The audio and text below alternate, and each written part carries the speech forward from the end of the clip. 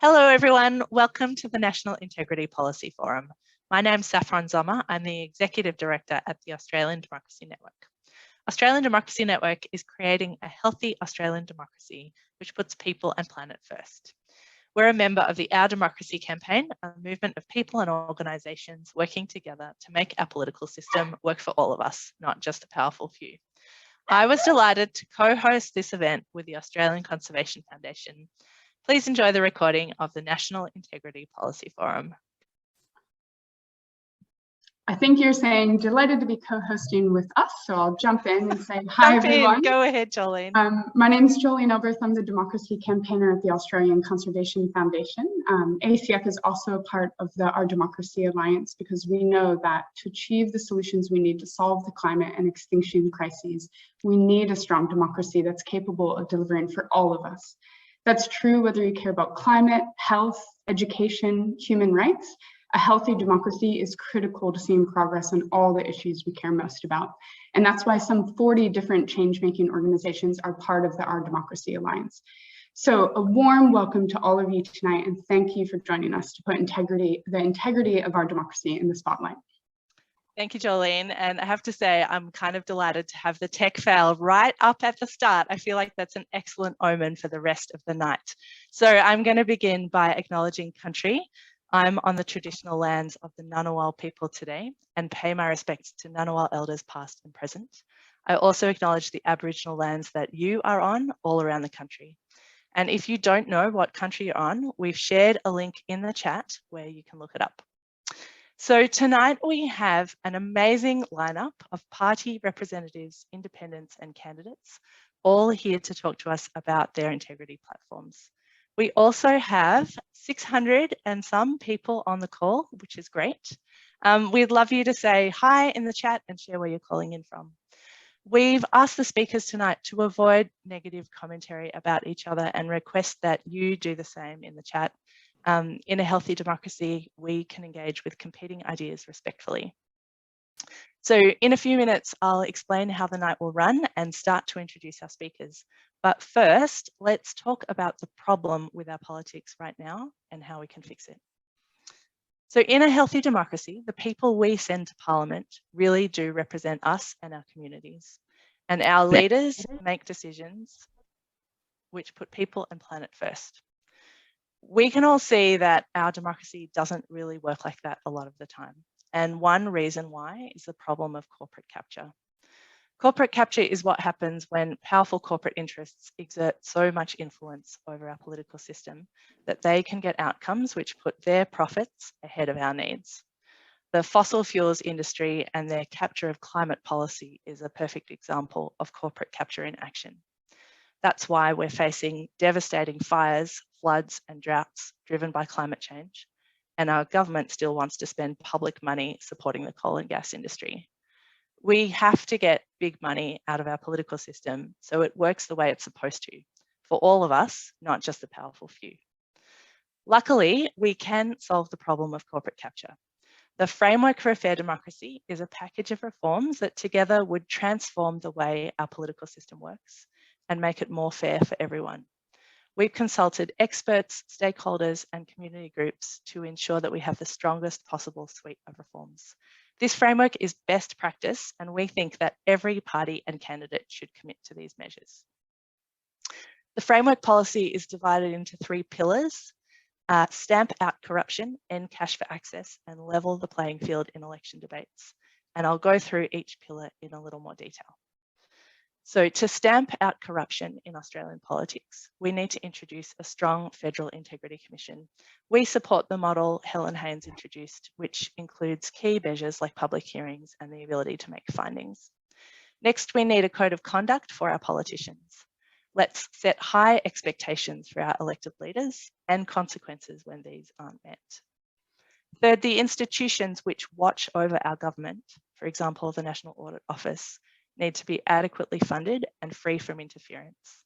And finally, when the government appoints people to important roles, this should be done on merit. The second pillar, cash for access, refers to the ways in which powerful private interests can buy time and influence with our elected leaders, which normal people can't get.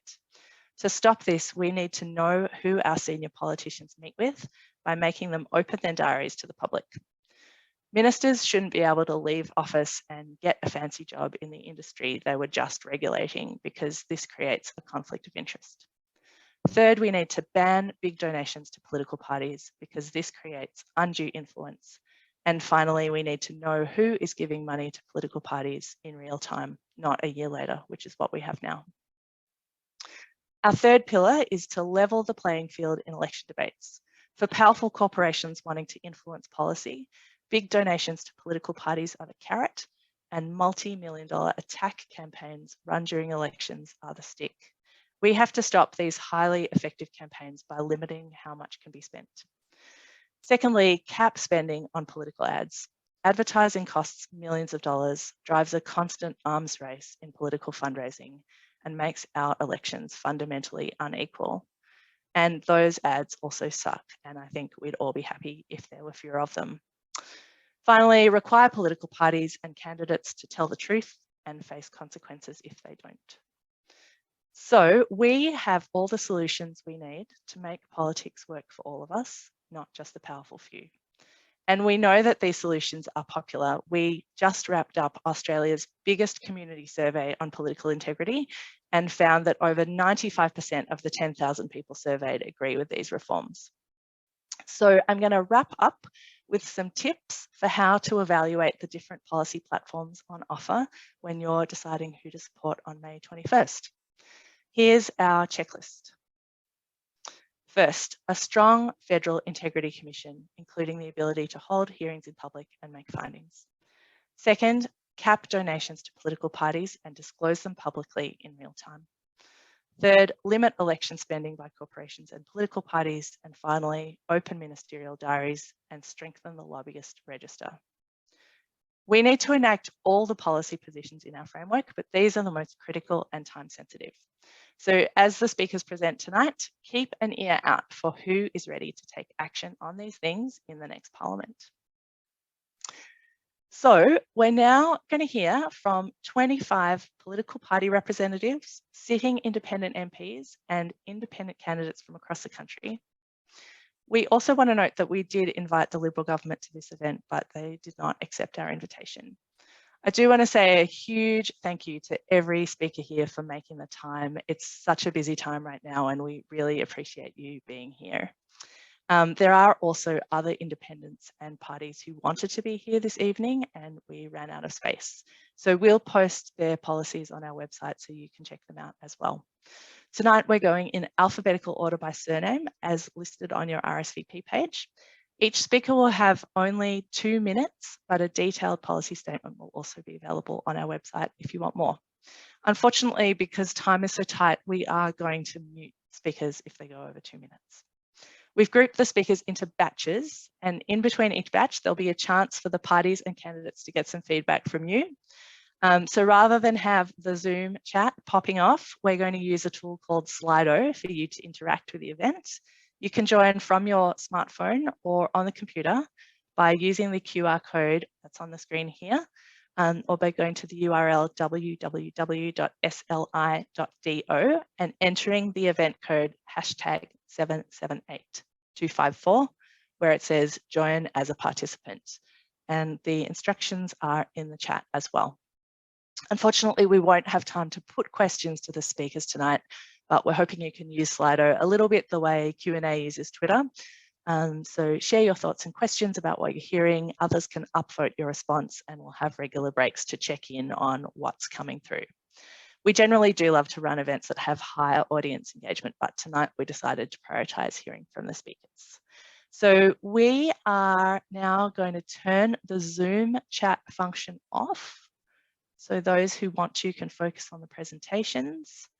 Again, this info on Slido was on the screen. Just let the folks in the chat know if you're having trouble. And I'm going to start by inviting Steve Beattie from the Australian Democrats to kick us off. Hello, and thank you very much. It's a real pleasure to be here this evening. The Australian Democrats were founded in 1977 by a fellow by the name of Don Chipp, and in his address to Parliament where he quit the Liberal Party and founded the Australian Democrats, Don said, "I wonder whether the ordinary voter is not becoming sick and tired of the vested interests which unduly influence present political parties and yearn for the emergence of a third political force representing the middle of the road policies which would owe allegiance to no outside pressure group." That was in 1977. To this day, the Australian Democrats continue with that tradition, and we continue in that job to keep the bastards honest. Our mission is exactly the same today as it was when Don first launched the party, and it's the only way we're going to see an end to the delays on emissions reduction, an end to the delays on refugees, on aged care, on veteran suicide, on banking regulation, natural disaster resilience, women's safety, water trading, the EPBC. We endorse the framework that has been presented here this evening in its entirety. We think a national integrity system that is aligned with your framework, that includes things like the full independence of key bodies that provide scrutiny, such as the IPEA, the AOIC, the National Audit Office, and the Commonwealth Ombudsman, both in terms of their funding and their staffing, is critical so that they can carry out their scrutiny task. We want to see the end to the farcical ministerial appointments that we've seen over the last few weeks for the AAT, the ABC, the Fair Work Commission, and the Murray-Darling Basin Authority. We think that each MP's entitlements should be audited at least once during every term of office. And I wish you all the best in the coming election. Thank you. Amazing effort at keeping to time. Thank you so much, Steve. Next, I would like to call on the Honourable Mark Dreyfus QC, Member for Isaacs, Shadow Attorney General, and here to represent the Australian Labor Party. Thanks, Mark. Thanks, Saffron. The only way Australians will get a powerful national anti-corruption commission is by electing a Labor government. It will be powerful, it will be independent, it will be transparent, and it will fearlessly hold the federal government, including all federal politicians, to account for their actions. The truth is that this Prime Minister and his colleagues live in fear of accountability, and they are terrified of what an independent national anti-corruption commission would reveal about the rorts and scandals the Morrison government has been mired in for years now. Every state and territory has a dedicated anti-corruption commission. Only the Commonwealth government, the government that spends far and away the most money, operates without an anti-corruption commission. Unlike the Morrison government, Labor won't ignore the growing problem of corruption in government. We know that strong action must be taken against government corruption, and that's why, if elected, Labor will establish as a priority a powerful, transparent and independent National Anti-Corruption Commission.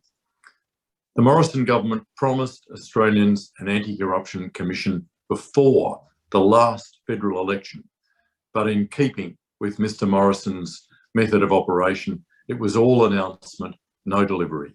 All we've seen from Mr. Morrison in its place is a succession of scandals and rorts and increasingly desperate excuses for why he and his government have done nothing about them and why they've failed to establish the anti-corruption commission they promised. Rather than delivering on his promise for a national anti-corruption commission, over the last 3 years, this Prime Minister and his government have voted against establishing such a body, even debating one 31 times. And I note that the Liberal Party have not bothered to show up to this forum, which tells you all you need to know about the Morrison government. Thank you so much, Mark. I'm not sure if we have Victor from the New Liberals with us. Victor, we have a Victor, but I'm not sure if it's the right That's one. me. That's me. Bingo. Take it away. Victor from the New Liberals. Thank you, Saffron. Though TNL has strong policies on limiting political donations and media monopolies, I wish to concentrate tonight on our retrospective ICAC policy, as it is unique to this country and we believe would be uniquely powerful and effective. It would be run by a board of commissioners consisting of 7 prominent citizens whose honesty is beyond reproach. None will be a current or former judge, politician or bureaucrat. A board rather than an individual is essential because there is an undesirable risk that with only one person, the ICAC itself could become corrupt. When a board member dies or retires, their replacement will be made by the remaining board members, thus ensuring continuity of incorruptibility of the board. Lawyers and investigators would be on limited tenure to avoid the possibility of their building relationships with the sort of people they should be prosecuting. A special court would be set up to hear ICAC trials to avoid the risk of bias or perception of bias, which may arise in established courts where many of the judges could have been appointed by the people under investigation. Trials would be by judge and jury, never by judge alone. Crucially, the basis for prosecution would not just be illegality, but would include abuse of power and dereliction of duty. This is because many damaging acts by politicians and bureaucrats are strictly within the law. Think, for example, of robo-debt, where thousands of our most vulnerable citizens suffered terribly and unnecessarily because of extreme government and bureaucratic carelessness and neglect. Illegality alone can never be the test for an effective integrity commission. Remember that slavery, apartheid, and the concentration camps were all perfectly legal. To guard against future destruction of our ICAC's effectiveness through defunding, the enabling legislation would make it an act of corruption in itself to defund or underfund the ICAC. And finally, if possible, we would ensure the future of the ICAC by having it included in our proposed Bill of Rights to be entrenched in the Constitution. Thank you, Victor. Our next speaker is Hannah Ma for Reason Australia. Thank you, Saffron, and g'day everyone. Reason Australia have been working on our anti-corruption and integrity in politics policies for over a year now. We've always been about evidence-based policy and working hard to make sure it stays that way. And luckily, a lot of our policy aligns with the wonderful framework for a fair democracy. Of course, we support the creation of a powerful Federal Integrity Commission, but we also support enshrining proper, sufficient funding levels for it and other integrity agencies, such as the Australian National Audit Office. We support reform of the lobbying industry to clamp down on backroom deals and special favours. We believe ministerial diaries should be made publicly available, and we support a mandatory cooling off period of 3 years between politicians having decision-making powers in an industry and then going on to land a job in that industry. We support reforms to elections and political donations. We believe that electoral activity should actually be equitably supported by public funding. Ultimately, we would like to see an end to all private political donations, but of course that's a big goal. And we aim to achieve that through key incremental reforms, such as donation limits for individuals and organisations, campaign spending caps, and real-time disclosure of political donations. And of course, in addition to the above, Reason recognises the importance of a diverse media to a healthy democracy. And so we support strong funding of our public broadcasters, as well as a Royal Commission to investigate threats to media diversity in Australia. Those are just some of our policies to achieve integrity and transparency in government. And if you would like to know more, you can head to our website, reason.org.au. Thank you so much. Thank you, Hannah. Our next speaker is Rebecca Sharkey, MP, member for Mayo, representing Centre Alliance. Hello, Saffron. Good evening, everybody. I'm coming to you from Parramatta Glen in the Adelaide Hills. And I thought I'd briefly talk about some of the bills that I've brought to the Parliament, sitting on the crossbench. One thing I think we clearly need, and I've taken legislation to the Parliament, is for real-time disclosure of political donations and to lower the donation threshold, which is currently around $14,000 to $1,000. I have had the privilege of being in 2 parliaments now, and in both occasions called for a very strong Federal Integrity Commission, one that has teeth, and I've seconded legislation that would bring upon such a commission, as well as a parliamentary code of conduct. This is critical. Nearly every workplace has a code of conduct, except for the Australian Parliament. And of course, one thing that we do need for a healthy democracy is a robust, well-funded media, particularly public media, ABC, SBS and community media, whether that be community radio or community television. It's been something I've been particularly passionate about supporting. I want to just touch on two things that I think we need to address, and they're two very timely issues. One, many people will receive a postal vote application this week. Have a look at the return address. For many, it is not the Australian Electoral Commission, but it will come from a political party and go directly back to that political party for them to data harvest. It's perfectly legal and it shouldn't be done. And I'm keen to really push that and change that in the Parliament. And secondly, the Parliament is used as a political fundraising machine, and that needs to change. We need to get money out of politics, and I'm committed to keep working on that. Thank you so much, Rebecca. And our next speaker is Senator Larissa Waters from Queensland for the Australian Greens. Welcome, Larissa. Hello, everyone. We need a federal corruption watchdog, and the Greens first moved in the National Parliament for one in 2009. 10 years later, in 2019, my private member's bill for a strong, independent corruption watchdog with teeth passed the Senate. Now, it would be retrospective, it would be able to investigate anonymous tip-offs, and it would hold public hearings, completely unlike the government's version. And that's probably why the Morrison government refused to bring it on for a vote in the House of Representatives. But in balance of power, the Greens can push a new government to deliver it. But a federal ICAC is not enough. It won't stop the pork barrelling or the corporate influence over politics. We need to get the influence of big money right off our political decision making. I introduced a private member's bill to ban political donations from dirty industries and to cap donations from everybody else to no more than $1,000 a year. We also need election spending caps, so elections aren't simply bought by those with the deepest pockets. We need truth in advertising laws, and we need real-time disclosure of donations. We need desperately to lift parliamentary standards with a code of conduct for MPs and senior staff, to publish ministers' diaries, and to make sure freedom of information laws actually disclose information. We need to stop the pork barrelling by auditing government grant programs, protecting whistleblowers, and fully funding the ANAO. We'd stop the revolving door between lobbyists and MPs with a 5-year cooling off period, but for ministers taking on pushy roles in industries that they supposedly used to regulate.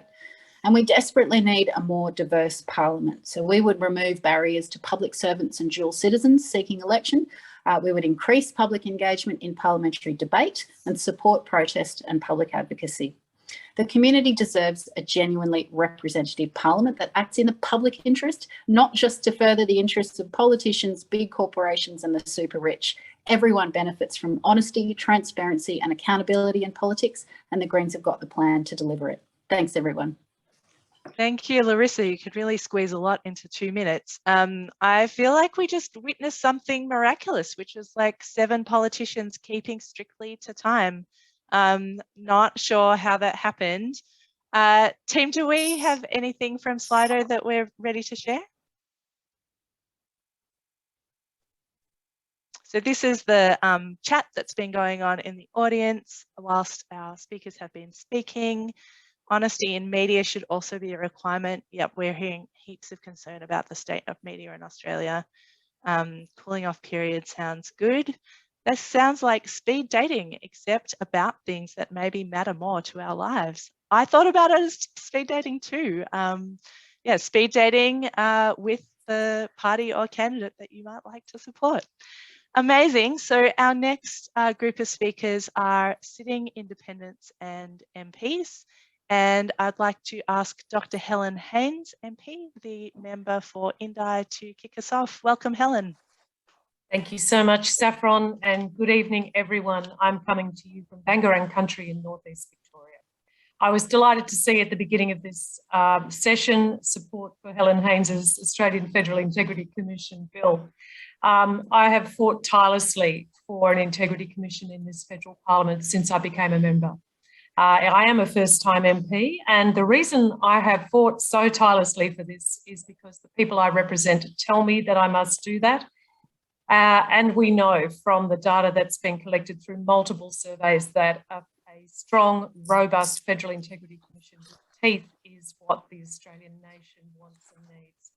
It's been spoken about already that at our federal jurisdiction, we are the only place where we don't have such an integrity body. Every state and territory has one. It's important because unless we can restore trust to politics, we can have no real confidence in the policies that are put before us. So in order to achieve this, I have worked very hard in the Parliament to bring a consensus bill. In October 2021, I introduced the Australian Federal Integrity Commission Bill. I tried to have it debated in the House and the government refused to have it debated. I worked with senators and MPs across the aisles. I reintroduced the bill in 2022 and Senator Patrick introduced it into the Senate in 2022 as well. And then, of course, in November of last year, I won the vote on the floor of the House of Representatives to have the bill debated, but it was knocked out on a technicality due to COVID rules. And on that day, we saw the Australian Labor Party, we saw all of the crossbench and one member of the government cross the floor to have this debated. The other key issue for me is political donations, and I stand by what I say. I introduced legislation to Parliament about this, and I've stood by it myself with my own political donations behaviour. Thank you so much, Helen. Just acknowledging that the sound was dropping in and out a little bit. If you missed any of what Helen had to say, we have a written statement that will be up on the website, so you can catch that tomorrow. Our next speaker was going to be Senator Rex Patrick from South Australia. Unfortunately, he's had a family emergency and had to cancel at the last minute.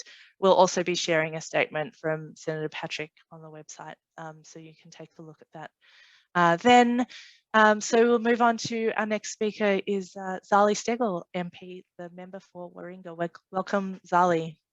Hi, Saffron, and hello everyone who is watching, and thank you for having me. And if I could also pay my respects to Indigenous elders, but unfortunately it is contested in Warringah, so it will be to all elders past, present and emerging. It is so incredibly important that we raise the bar in politics in Australia. It is a major issue why I have entered into politics. I think there is a real disenchantment with the way politics has been sliding in Australia for too long, and I think that's why you see the primary vote for major parties dropping election after election. What people want is actually for the government and politics to better reflect society, better reflect business, and how the rules and standards we expect in everyday life should actually be in Parliament. I think it was a shock that the Australian Parliament was shown to be probably the most unsafe and least trustworthy workplace of Australia last year. I strongly support the Democracy Network's framework and recommendations, and my policy position on integrity can be found on my website. And it feels a bit like speed dating to repeat everything as everyone has gone through. I think maybe relevantly for where we are at the moment, with 5.5 weeks to go to an election that is a vital election for this next decade, especially in terms of climate action. We need much better policy when it comes to, and it needs to be expert based, but also we need more fact checking, and we need much better truth, especially truth in political advertising as we enter this 5.5 week race. The public is going to be bombarded with messages, and they are expected to do their own fact checking. So whilst all these measures are incredibly important in the formation of government, when the public is asked to pick their politicians, they are exposed to so much misinformation. So fact checking and Stop the Lies bill that I introduced to ensure truth in political advertising, I would argue, is a very essential first step. Thank you so much, Zali. Our next speaker is Andrew Wilkie, MP, the member for Clark. Well, good evening, Saffron and everyone else. Look, it goes without saying that I support in full the program of reform that you outlined at the start of this session. And I note that it has often been left to the crossbench in both the House of Representatives and the Senate to be the activists for reform and for cleaning up Canberra. And a number of bills have been mentioned tonight, moved or seconded by members of the crossbench in both the House of Representatives and the Senate. And I applaud my colleagues for that. For my part, I've seconded bills, and in fact, quite recently moved a very detailed private members bill that would completely overhaul political donations. I have, for my own campaigning this time around, I really repackaged the platform to 5 key points. Like I think everyone else tonight, I fully support a powerful integrity agency with retrospective powers, I would add, to examine the parliament that's just ended and even parliaments before that. But we need to go further than that because there's a number of building blocks for deep reform. Another one is to give better whistleblower protection to people who are witness to misconduct so they feel confident to speak up. We also need effective media freedom laws so that the media can publicise the misconduct that whistleblowers and others are actually bringing to everyone's attention. We need political donation reform. We've spoken about that already tonight. Things like $1 disclosure thresholds and instantaneous reporting, but also caps on donations, caps on expenditure. And I'm actually quite attracted to the idea of publicly funded campaigns.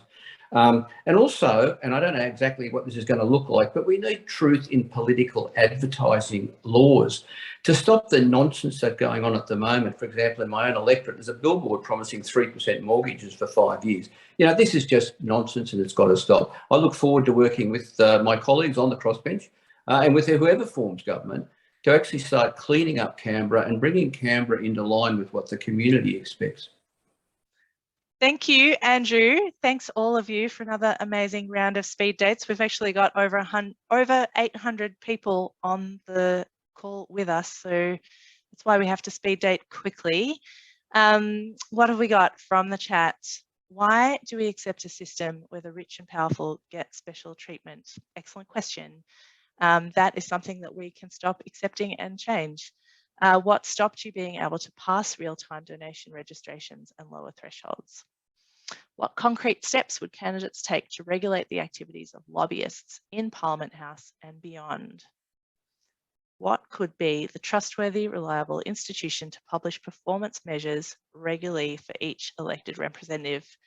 Amazing questions. I wish we had enough time to actually throw those back to the speakers, but something for you all to consider, politicians and candidates. We are going to keep moving through. This next group of speakers are all independent candidates from around the country. And I'd like to ask Susan Bendiker, who's an independent candidate for the Victorian Senate, to kick us off. Welcome, Susan. Hello, and thank you very much for this opportunity to speak about the upcoming election and my policy commitments.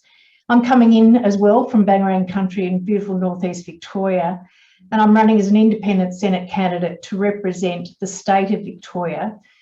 A key reason behind my decision to run is that I think the Senate's where you can make the greatest contribution to ensuring that all bills follow a robust process. For years, we've had the call to establish an independent Senate, as independent Federal Integrity Commission, and there is still no action. You cannot have good policies and good practice and sound, robust government without accountability. This independent integrity commission is essential for holding our political representatives and public services to account and giving Australia the honest, transparent and functional political system we all deserve. Independents, like my friend Helen Haines, have been pushing for this Federal Integrity Commission, but we actually need independence in the Senate to get it over the line as well. As an independent senator, I will support the current AFIC bill developed and proposed by Dr. Helen Haines. I'll work to ensure a Federal Integrity Commission is established in a timely and thorough manner. I'll insist that a public timeline and benchmarks are set and agreed to by key decision makers so that the Commission has meaningful and permanent impact. And I'll call out misspending and misappropriation of funds in politics. We have a whole set of things that have been going wrong. Grants rorts, awarding of significant contracts, the appointment of people to political jobs because they're mates. It's time that that changes, and I look forward to being in the Senate to make those changes. Thank you, Susan. Our next speaker is Nicolette Buller, independent candidate for Bradfield. Thank you. Well, with my strong background in clean energy and climate policy, it may surprise some of you to know that I think the biggest risk to Australia is not necessarily lack of climate action. I think the biggest risk to Australia by this government is loss of confidence in our supposed political leaders, trust in the Australian Parliament, and questions that exist around the governance of some of our public institutions. So once elected, I will work with like-minded MPs to support laws that deliver the Federal Australian Integrity Commission that meets the Centre for Public and Policy Integrity criteria, the electoral campaign finance reform consistent with framework for a fair democracy. But I shall also advocate strongly for better transparency and accountability surrounding the selection and appointment of senior officials to Commonwealth entities. And as of last month, there are 187 public institutions that spend our money and make long-term policy decisions and hold other individuals, organisations and other government institutions to account for various things. And they're things like the NBN, the Australian Human Rights Commission, our ABC, the Administrative Appeals Tribunal. And there's an enormous amount of power and funding that we need to be assured is being deployed by the people who have the national interest as their guiding principle. But integrity is also essential to help break the gridlock on climate action. So I'm backing legislating the member for Warringah, Zali Steggall's climate change bills, because doing so is going to establish independent climate change commission. And that will provide a separation of powers between the Commonwealth, the Parliament and the Commission, and that will give us climate action ambition separate. The Commission would set 5-year rolling emission reduction targets based on science and real data, and not what the parties may think is reasonable to retain and win votes in marginal electorates. So once elected, I'll work hard to deliver integrity across every important platform, trust and climate. Thanks, Nicolette. Our next speaker is Kate Chaney, independent candidate for Curtin. Hello, Kate. Thank you very much. I'm not going to repeat the details of all the policies. You can see mine on my website and it will be updated later this evening, coincidentally. Now, I threatened to spend my 2 minutes portraying my integrity policies through interpretive dance, but I've settled for a couple of props instead. So this is my anti-corruption policy. The mould is spreading, and it's the bad sort of mould that gets into your lungs. It starts in the dark corners, and we really need to clean it up. So if you've got the disinfectant in the cupboard, it doesn't take much to keep the mould from spreading, but once it gets out of control, it's a real mess. So this Federal Anti-Corruption Commission needs to be able to do its own investigations, make findings and have public hearings into a broad range of types of corruption. And that's how we're going to get rid of the mould. Secondly, I want to talk about what political campaign finance should be like. It should be like these glasses, completely transparent and all about increasing visibility. So here in Curtin, I'm running, I think, the most transparent political campaign in the country, with all cash donations, even the $10 ones, listed in real time on my website. Now, more than 90% of my donors are choosing to disclose their names. Those who haven't fear reprisals from the current government or their employer. Any donations over 10,000, I'm taking back to my advisory board and we discuss whether we're comfortable accepting them. There's no reason all campaigns shouldn't be like this. It does mean that the media wants to talk about who's donating to my campaign rather than the fact that you won't find out who's donating to the major parties until next February. I'm really passionate about protecting the integrity of our precious political system before it's too late.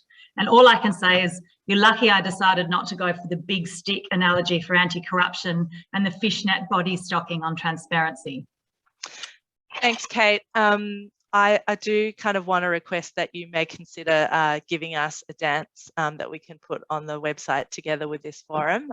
So please consider that. I was looking forward to it. I'm a bit disappointed you didn't follow through. Our next speaker is Zoe Daniel, independent candidate for Goldstein. Welcome, Zoe. Thanks, Saffron, and hello everyone. Greetings from Boonwurrung country in the Kulin Nation. Climate and integrity are the central challenges of our time. There's no effective government without trust. And right now, political advantage trumps public benefit. Populist short-term decision-making, in my mind, is rife. Corruption in the form of pork barrelling has become the norm, both politicians and the media, who are supposedly holding them to account. And overt politically motivated decision-making is everywhere. Scott Morrison has just made a bunch of unqualified and partisan appointments to the Administrative Appeals Tribunal, just as one example. But I think that for many voters, the penny has begun to drop. In fact, this erosion of integrity and accountability is one of the main reasons that those in my electorate of Goldstein decided to look for a community independent to take on the major parties. And having covered the election and administration of Donald Trump, gaslighting, manipulation, and the erosion of trust are central to the reasons that I agree to stand up. In Goldstein, voters may be disenchanted by the culture that infests this government, but they're not disengaged. They know that more of the same means more of the same, and they want integrity and accountability back. So in brief, my integrity system looks like this: a National Integrity Commission with teeth, properly funded, fully independent, with broad jurisdiction and all the powers of a royal commission. A code of conduct for elected representatives, reform of political donations, including real-time disclosure of donations over $1,000, and a complete ban on large corrupting donations, and a requirement for ministers to disclose their diaries and for all lobbyists to register and disclose meetings, as well as caps on spending by candidates, political parties, and entities that campaign in elections, whistleblower protection, and truth in political advertising. As the voters of Goldstein know, the same is not safe, and we can do better. Thank you. Thanks so much, Zoe. Our next speaker is Dr. Hannabeth Luke, independent candidate for Page. Good evening, everyone. Thank you so much for organising this important event. I'm in the electorate of Page, which is on the northeast of New South Wales, and my electorate has just recently been absolutely just destroyed by the floods. And the floods that we've experienced through Lismore, Woodburn, and across the region have absolutely intensified a lot of the cracks in our democracy. They've highlighted the way that we govern, in terms of a government that was happy to pay out disaster relief to electorates that were national, but not those that were Labor and Green. So some serious divides were exposed there. They corrected it later, but a little late. It also highlights the subsidies that are currently going towards coal and gas, which are about 56 times more than we put into our resilience building efforts in the country, up to $22,000 a minute. So these things are all part of the cracks in our democracy that need to be looked at. I support fact-based spending and supporting evidence-based and community-driven initiatives that are going to build a better future for our people. We need to limit election spending and ensure that people are held to account and must tell the truth. They need to be advertised. We also need to support our ABC, because a fair democracy, a full democracy, needs people to be able to tell the truth openly. I also support a federal ICAC, and it has to have teeth, because if we're going to achieve the changes that our communities and Australia needs, we need to be able to hold all of our politicians to account, including me. Thank you. Thank you, Hannabeth. So that's the end of that little batch. This is kind of unbelievable, but we're actually running ahead of time. I was really dreading all the relationships I was going to lose tonight by muting a series of politicians who wanted to talk for a long time. So huge thank you to all of our speakers for just nailing the time limit. You've done an amazing job. Also great to see so much action in the Slido. If you joined late, you can still jump in either in the chat or at www.sli.do, entering the event code #778254. So these are some of the comments that have been pulled out. Yes, freedom from information laws need to become freedom of information again. Yes, I think you'll get strong agree. People ready to crack out the Pino Clean. What could be standard performance measures on these factors that all representatives could be held accountable to? Good question. Hope these are thought-provoking for all of our candidates. If you want to add a last-minute addendum to the policy statements you've sent us in response to any of these comments and questions, please feel free to do that. I think we can now move on to our second penultimate batch of speakers. And kicking us off will be Despy O'Connor, independent candidate for Flinders. Welcome, Despy. Thank you, Saffron. And I want to acknowledge tonight that I'm on Bunurong Bunurong land. We are at the tipping point in our country's political history, and we need the voices of our communities heard in the halls of Parliament. But they will only be truly heard where there is informed, diverse and fair discussions. And this is where the opportunity for independence gets exciting. We have the opportunity as independents to hold parties to account and ensure a strong integrity commission. The Australian people want integrity at the highest level. We're tired of rorts and corruption, and we want our governments working for us, not for corporations. A hung parliament would be the most effective way to introduce a strong integrity commission with independent representatives holding the balance of power and fighting for an end to corruption in our politics. The strength of our democracy is eroded by corruption and a lack of accountability. Without a federal integrity commission with teeth, the lies, rorts and cover-ups will continue to overshadow debates and discussions of national importance. I will advocate for Helen Haynes's integrity bill. Thank you, Helen. Abolishing deliberately false political advertising, greater transparency and accountability, no more sports rorts, safe conditions for genuine whistleblowers, reform for election funding so that we can have a level playing field that encourages more people to stand for politics, and the removal of taxpayer-funded subsidies for the fossil fuel industries so that renewables are not disadvantaged and can hasten uptake and head more quickly to zero. It is this instinct for accountability and my inclination to never shy away from a fight that I want to bring to Canberra. Sports rorts, campaign dark money, election funding, fossil fuel lobbying. We have a system in Canberra that is in desperate need of reform, and a Federal Integrity Commission is the first place to start. Thank you, Saffron. Thank you so much. Our next speaker is David Pocock, independent candidate for the ACT Senate. Welcome, David. Hi, Saffron. Thanks for having me. And hello, everyone from Ngunnawal country, coming to you from Canberra. I'm running as independent here, and I've had hundreds of conversations with Canberrans, and one thing that comes up in almost every conversation, unsurprisingly, is integrity and how we restore integrity in politics. There's 4 things that I'll be backing and have committed to backing. Firstly, as everyone said, an anti-corruption watchdog with real power.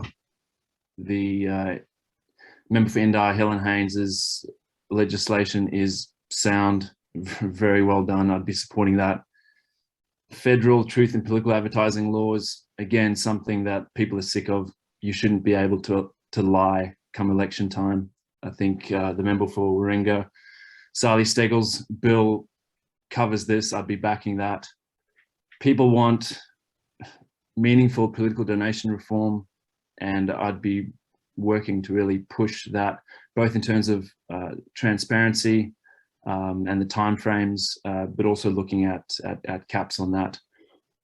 The final thing is restoring funding and adequate resourcing to the Auditor General and the Australian National Audit Office.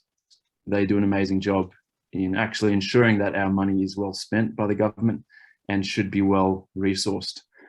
I guess one other sort of broader thing, being here in Canberra, is really rebuilding trust in the public service and the way that we talk about it and value it. I think COVID's really shown us just how valuable the public service is, and we should be ensuring that it's valued, well resourced, and I guess that also includes the ABC.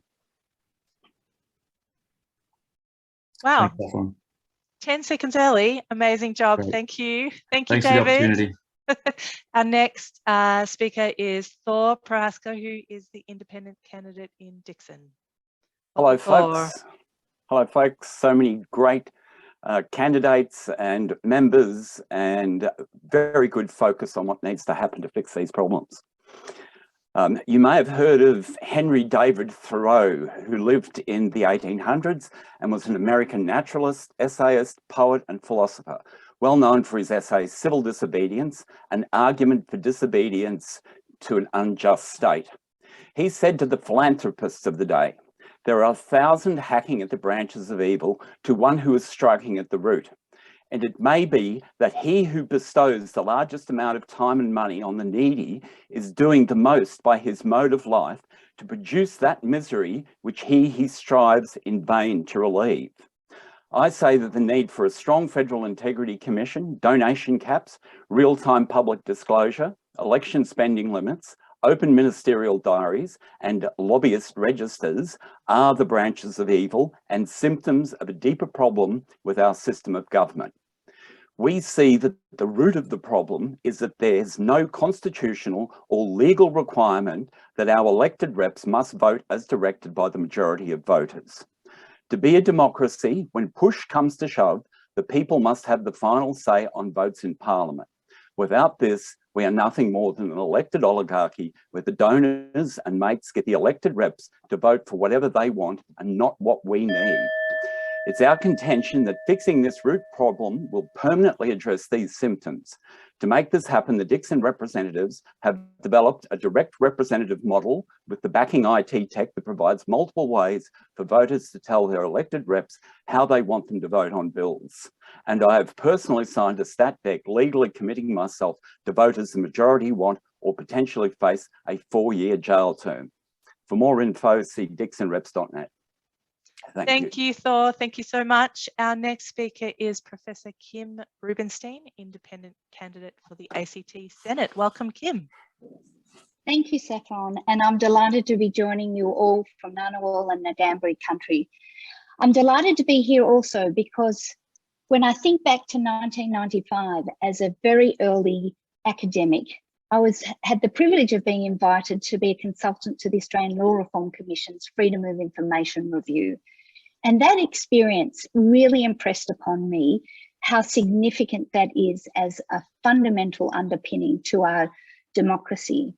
And in teaching constitutional and administrative law for the last 25 plus years, I've also impressed upon my students that that system is part of what was known as the Kerr reforms, the administrative law reforms that introduced FOI, introduced the Administrative Appeals Tribunal, introduced the Ombudsman, to remind all citizens that in between elections, we have systems of accountability, that our liberal democracy provides structures to encourage a culture of integrity in service as your representatives, as our representatives. But over the last period, all of my students have been reminded of the erosion in those fundamental structures. Those systems of accountability have been undermined by successive governments. And that is why we're here tonight talking about integrity and talking about the importance of an independent commission against corruption. We wouldn't be here if those strong underpinnings of our democracy had been maintained. So I commit to you in my run for the Senate as an independent to keep our Parliament accountable by reinvesting the primacy of those structures. We need the Independent Commission now, but we will need to use it less if we return to those fundamental systems and provide for those in the future. Thank you. Thank you, Kim. I'd like to call on Dr. Monique Ryan, independent candidate for Kooyong. Thanks, Welcome. Thank you.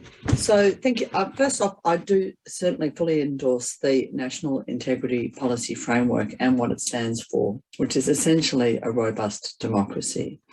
I will, however, draw the line at naked transparency, and I think you should probably be grateful for that. Kate's very entertaining presentation notwithstanding. Realistically, what we all want is legal safeguards against the misuse of public goods for private gain. I therefore fully support a fully funded, independent anti-corruption body which can have a deterrent effect and a profound effect on the culture of our institutions. An accessible, responsive anti-corruption body will be the cornerstone for rebuilding trust in our government and in its institutions. Ordinary citizens need to be able to raise concerns, and whistleblowers need to be protected from reprisals. Clearly, we also need limits on election spending, revision of electoral donation laws, and rules around political advertising in electoral campaigns. We need transparency around ministerial diaries, funding of the ANAO, strengthening of the lobbyist registry, and limits on the roles parliamentarians can assume after they leave office, as well as ministerial codes of conduct. In 2021, Australia dropped from 18th place, from 11th place to 18th place in Transparency International's Corruption Perception Index. Many of people tonight have noted the importance of a crossbench of power after May 21st in order to keep the bastards honest. All of us are aware of the possibility of such a crossbench after the next election. If I have a seat on that crossbench, and I truly hope that that crossbench is a very crowded place, I pledge to work for a political landscape where decency and transparency are the norm. Thank you so much, Monique. We are going to take one more break before our final round of speed dates. What do we have from the chat?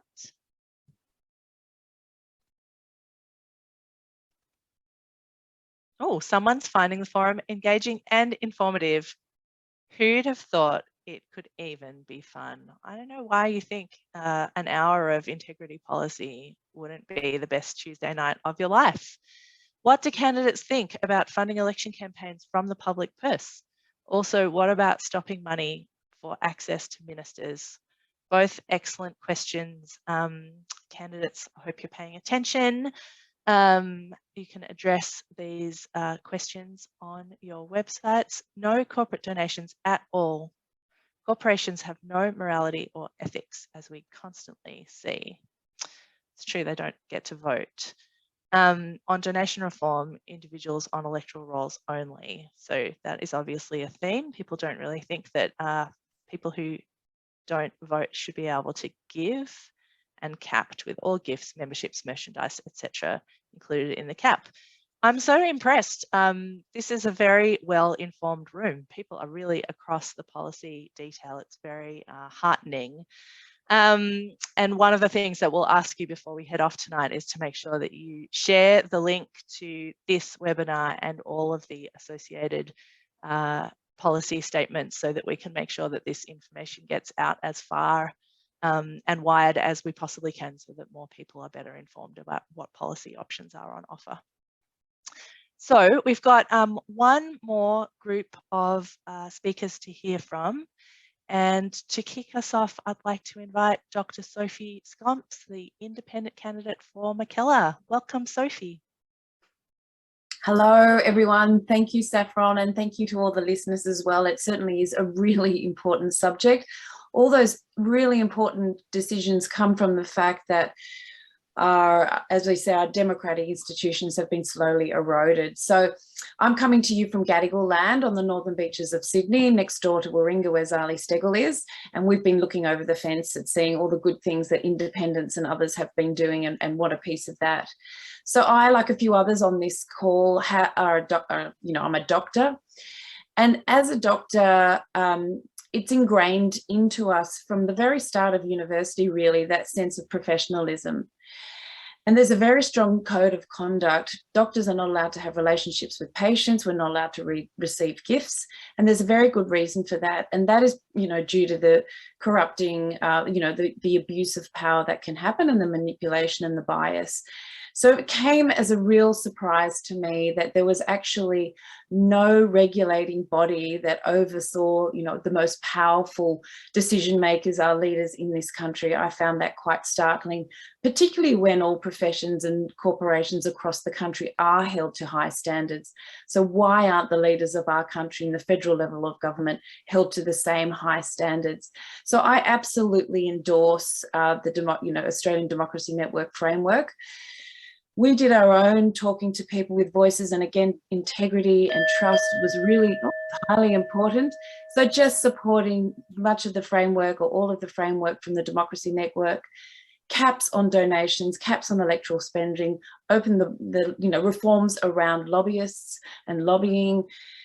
I think the 5-year, I was thinking about a 3-year ban from MPs going into industry, but I think a 5-year ban is probably better, just hearing from the others here tonight. And also strengthening those institutions, as we've been hearing about as well, by making them well funded and independent. So those institutions around our democracy that keep them strong, the Administrative Appeals Tribunal, the Freedom. Oh, we got to meet someone. Sophie, I'm so glad. You were the one. Thank you so much for that. And our next speaker is Linda Seymour, independent candidate for Hughes. Welcome, Linda. Oh, Linda, you're on mute.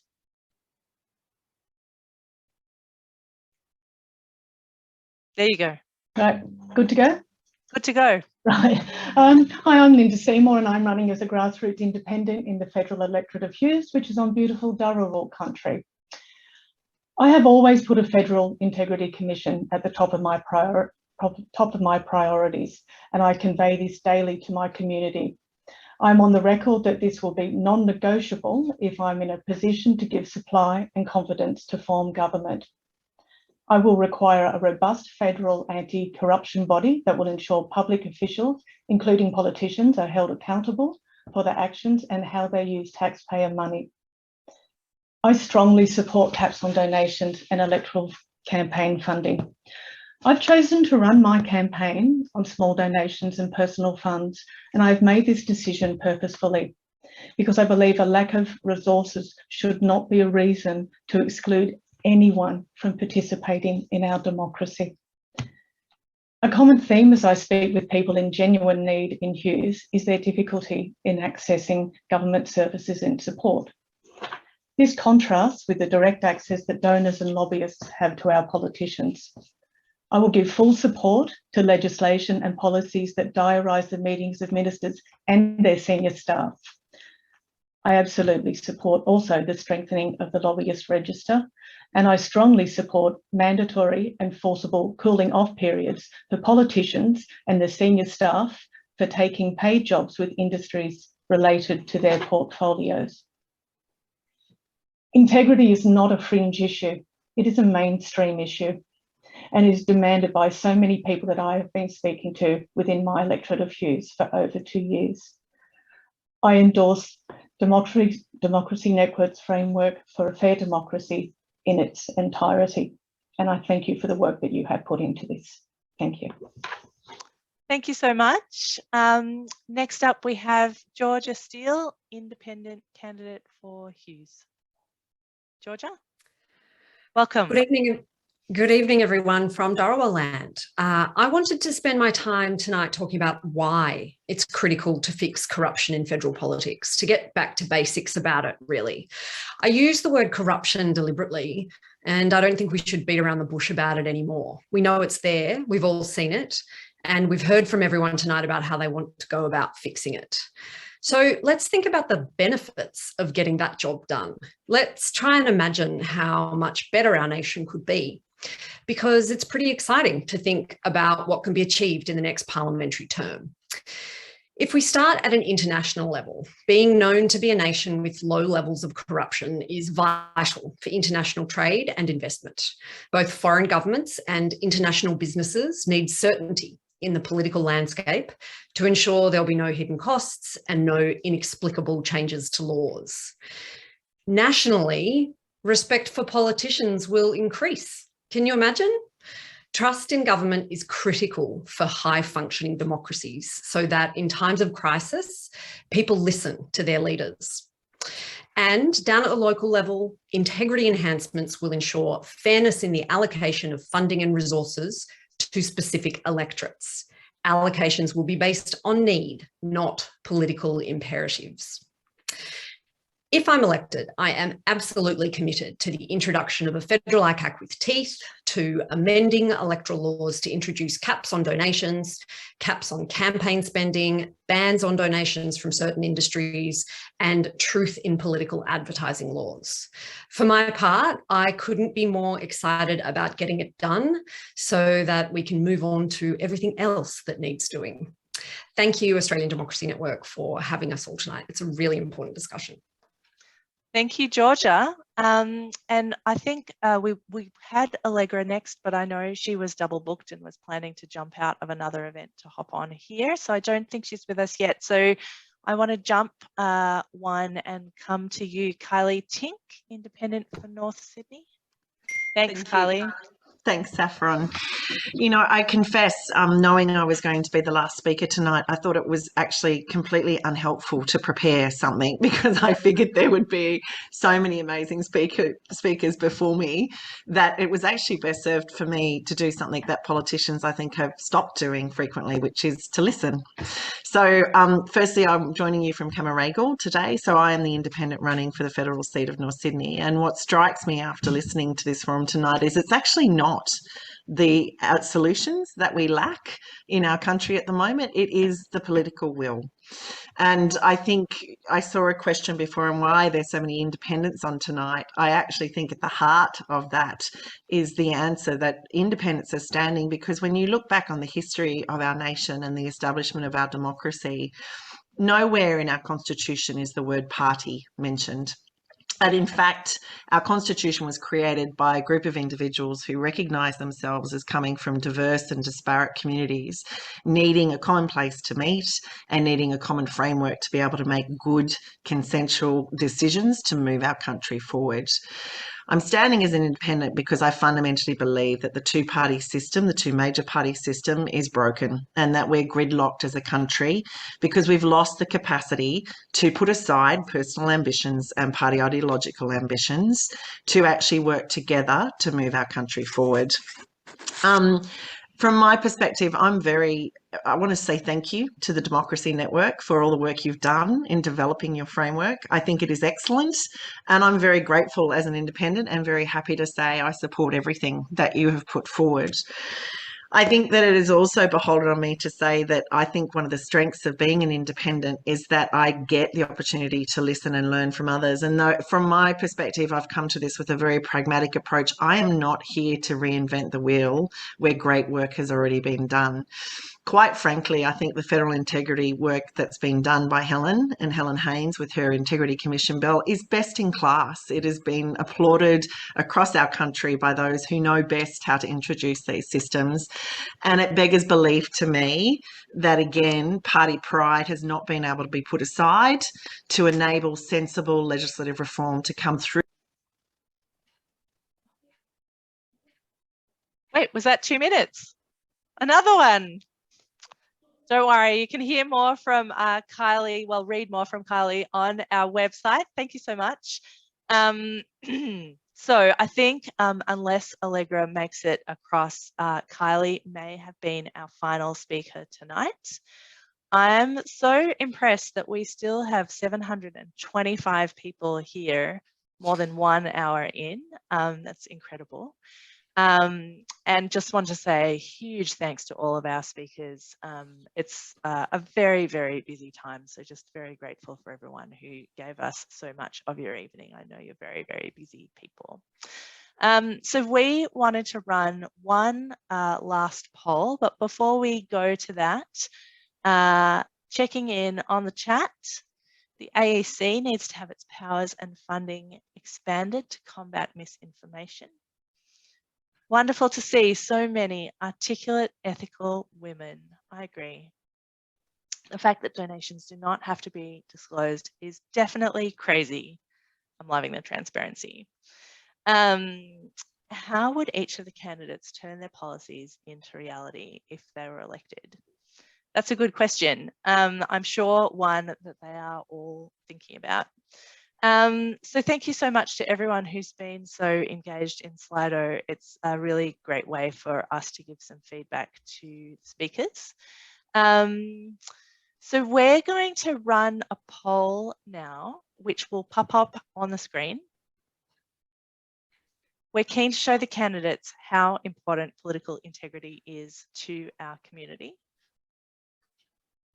And we thought this would be one good way to do it.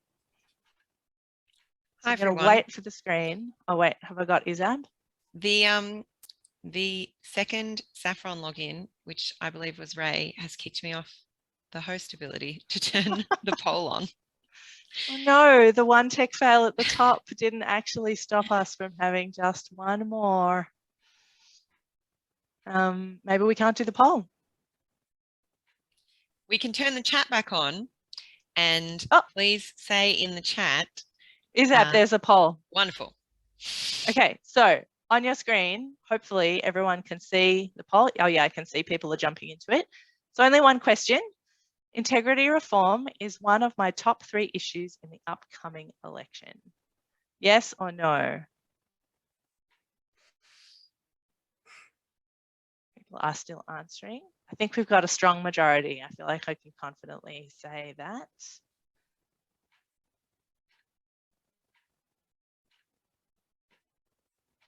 Still more people answering. Takes a minute or two for 700 people to answer even a 1 question poll.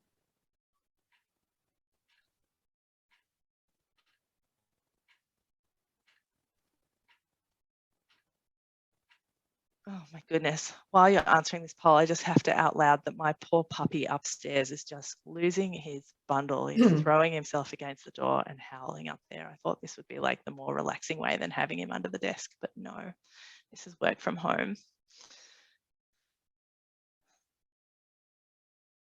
So I think we're nearly done in the poll, but the result is clear. 98% of our audience tonight tell us that integrity reform is in their top 3. I really don't think that that would have been the case in the last election if we'd asked that same question. I think people have become so much more attuned to these issues with the 2%. We're not going to ask the people who said no to out themselves. So there you go.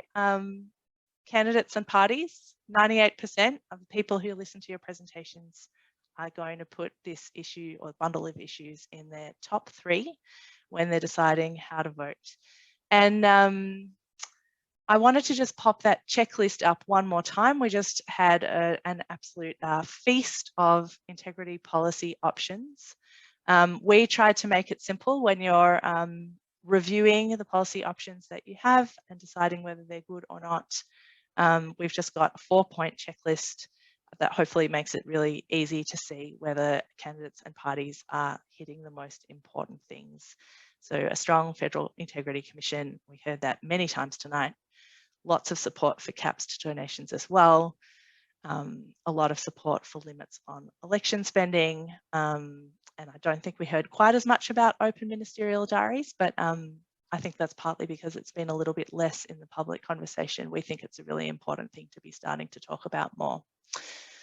So that is our session for tonight, and I'm pretty excited to be able to release you all 15 minutes early so you can go and get dinner. Can we get rid of that poll? One thing that you can do in the meantime, if you've been impressed by hearing all the support for our framework, is go and endorse it yourself as a voter.